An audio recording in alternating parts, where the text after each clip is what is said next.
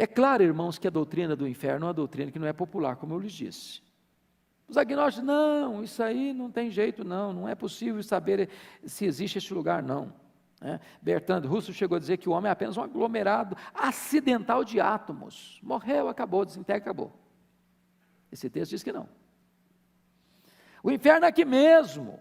Não, o inferno é aqui mesmo. Já escutou a gente falar isso? O inferno é aqui mesmo. Ô irmão, se o inferno fosse aqui mesmo, a vida seria muito injusta, não? Vocês não acham que tem gente que vive uma vida assim, nababesca, e outros vivem assim, numa magrela? É verdade, gente. Eu tenho hora que eu fico olhando, de vez em quando eu leio algumas coisas assim, alguns políticos aí de Brasília, chegar num restaurante e gastar 30 mil reais numa garrafa de vinho. Você não fica assim chocado com isso, não? Hoje a gente tem muito cidadão brasileiro que nunca viu na vida 30 mil reais. Porque um cara que dá 30 mil reais numa garrafa de vinho, ele tem que beber gota a gota, assim, gotinho, gotinho, entendeu? Não é possível, que negócio é esse? Aí o coitado do trabalhador que levanta 4 horas da manhã, pega metrô, trem, e mais não sei mais o que, para frente aí, gasta 4 horas para chegar no trabalho, rala o dia inteiro, volta para chegar em casa 10 da noite, para levantar 5 no outro dia. Você acha que a vida é injusta? Você acha que isso é justo? Se não tivesse inferno, a vida seria muito injusta. O inferno nivela da realidade a justiça de Deus.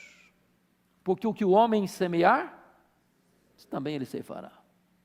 Se a justiça não for feita aqui, e muitas vezes não o é, certamente o será no tribunal de Deus. O inferno é uma reivindicação necessária da justiça divina.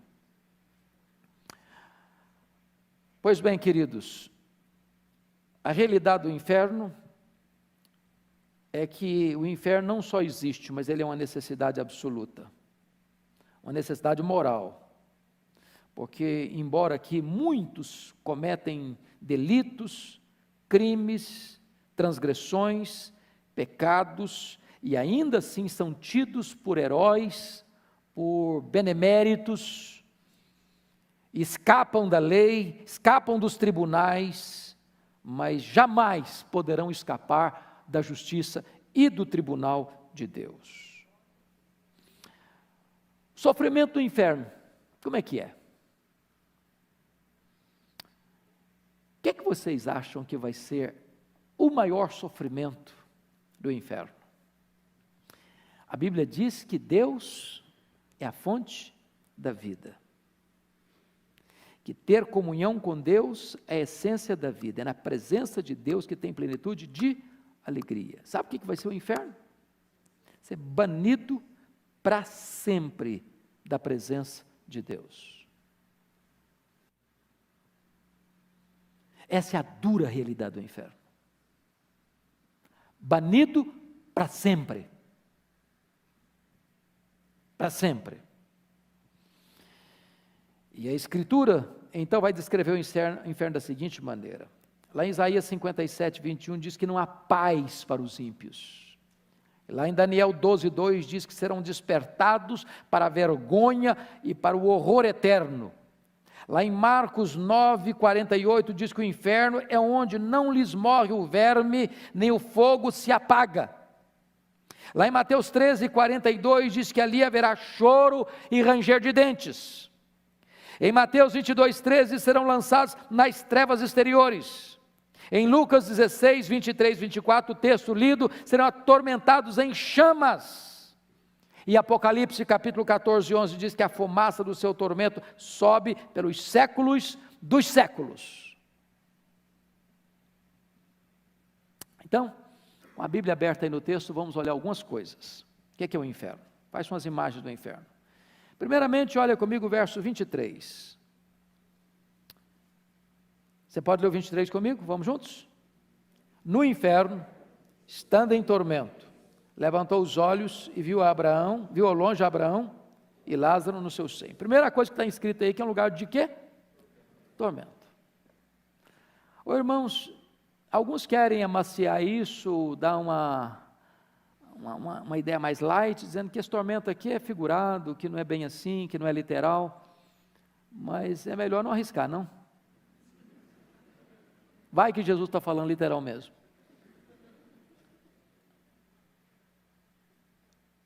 Se ele quisesse que não fosse literal, ele teria dito: tormento, chama inextinguível, fogo que não se apaga, fumaça que sobe pelos séculos dos séculos, lugar onde o bicho não deixa de roer, que o fogo não deixa de queimar, prisão, lugar de trevas eternas. Segundo, olha comigo, o verso 23 ainda, ver sem usufruir. Não consta o texto que Lázaro viu o rico no inferno, mas consta o texto que o rico do inferno viu Lázaro no seio de Abraão. Já pensou o que é ver o que é coisa boa e não poder usufruir? Olha a inversão de Jesus. O Lázaro ficava aguardando migalhas cair, via a mesa do rico com tudo que era farto, querendo migalhas, nem migalha lhe davam. Agora o rico vê Lázaro no seio de Abraão, mas está privado permanentemente de usufruir o que está vendo. Olha o versículo 24 comigo. Clamar sem ser atendido. Então, clamando, diz: Pai Abraão, tem misericórdia de mim, manda Lázaro que molhe em água a ponta do dedo e me refresque a língua, porque estou atormentado nesta chama. Agora, preste atenção que Jesus é tão gráfico aqui, tão eloquente, que eu pergunto para você: o que vale uma gota d'água numa chama? Que tipo de consolo um dedo molhado pode dar a uma língua que está atormentada em chamas? O que Jesus está querendo dizer é que nem o mínimo consolo será dado, nenhum pedido será atendido,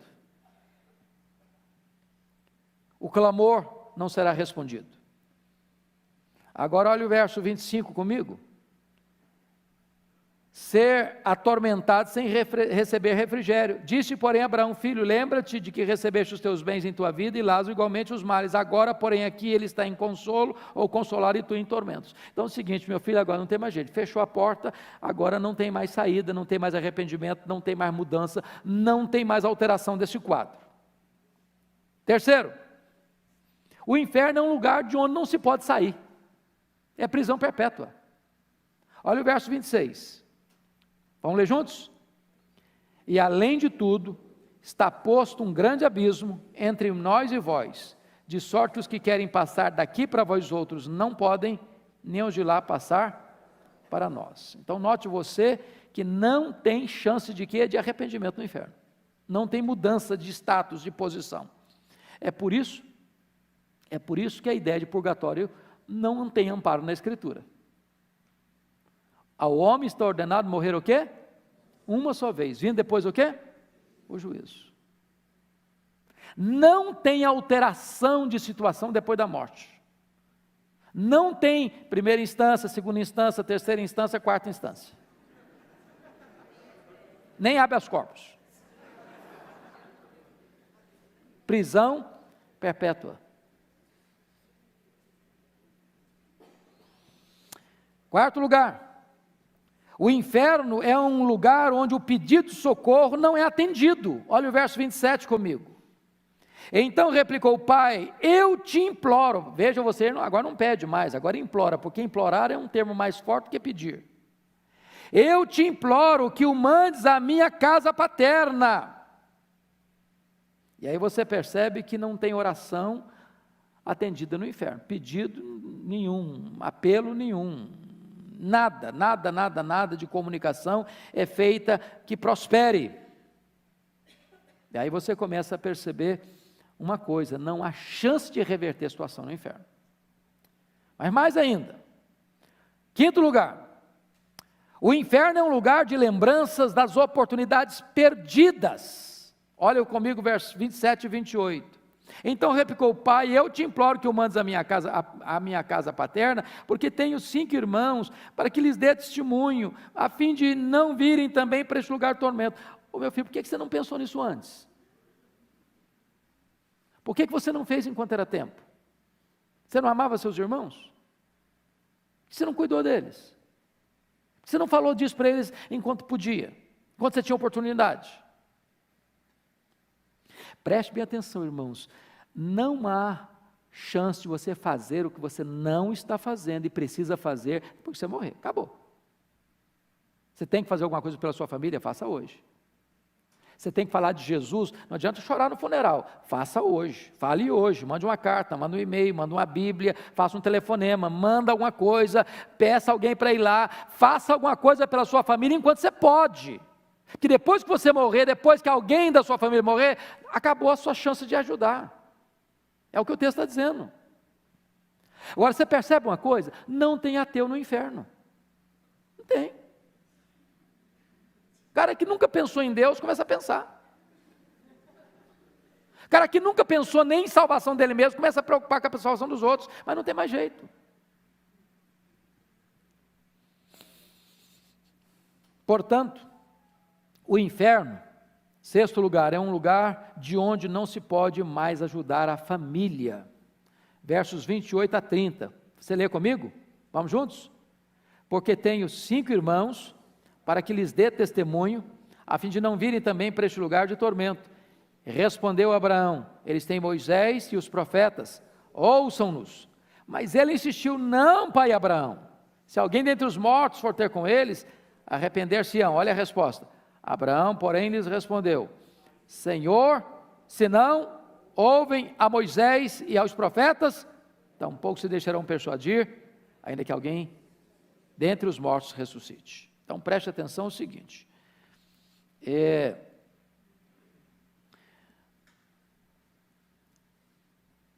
ainda que um morto pudesse ressuscitar e aparecer para pregar, não vai ter efeito melhor do que anunciar para essa pessoa o Evangelho, o que está na Bíblia. Você tem um exemplo histórico disso? Tem.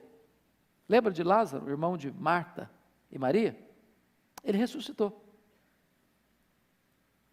Ele esteve à mesa com Jesus. E os judeus se arrependeram porque Lázaro ressuscitou? Não. Sabe o que os judeus quiseram fazer com ele? Matá-lo. Matá-lo. Então essa ideia mística de que se alguém vier da morte e aparecer aqui e entrar por esse templo, o fulano tal morreu, todo mundo sabe que morreu e ressuscitou, olha o cara aí, gente, que coisa, vamos escutar esse cara, porque esse agora sim está escutando uma mensagem celestial. Nem assim. O que gera fé é ouvir a palavra e a palavra de Deus. Então pregue a Bíblia, pregue a Escritura. Não espere coisas místicas. Mas, amados, eu pergunto a vocês, quanto tempo vai durar o inferno? Você já parou para pensar nisso? Eu li um livro que foi muito importante na minha vida. O livro é muito difícil de ler, confesso a vocês. Talvez se hoje eu fosse ler, eu pudesse achar melhor um pouquinho. Mas eu li em 78, chegando no seminário, calouro, e era um livro denso, de Aristóteles, as categorias de Aristóteles. Se você nunca leu, tira um dia, se não tiver nada assim para fazer, e leia. Um dia que você estiver bem zen, porque senão você não consegue ler. Mas Aristóteles diz uma coisa interessante nesse livro: você só consegue entender algumas coisas dentro de categorias humanas, tempo, espaço, tamanho. Eu entendo tempo, eternidade eu não entendo. Por exemplo, se você tirar um dia de 1 milhão de anos, você não tem mais 1 milhão de anos, certo? Claro, claro. Mas eu pergunto, se você tirar 1 milhão de anos da eternidade, quanto sobra? Quanto? Eternidade. E se você tirar 1 bilhão de anos da eternidade, sobra quanto? A eternidade. Então quando é que a eternidade vai acabar? Nunca. Sabe por quê? Eternidade não é tempo.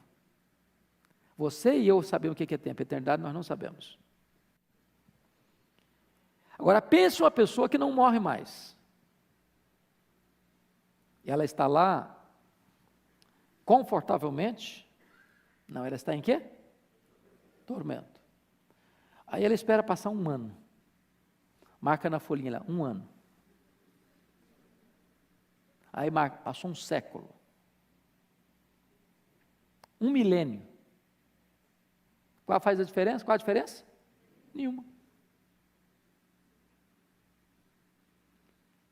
Ô gente, e se Jesus não estava brincando, hein? E ele não estava. O inferno é muito terrível. É uma dura realidade. Aí alguém pode perguntar, mas é muito cruel falar um negócio desse. Cruel não é falar do inferno. Cruel é ir para lá. Quem mais falou sobre o inferno em toda a Bíblia foi Jesus. Ninguém falou tanto do inferno quanto Jesus.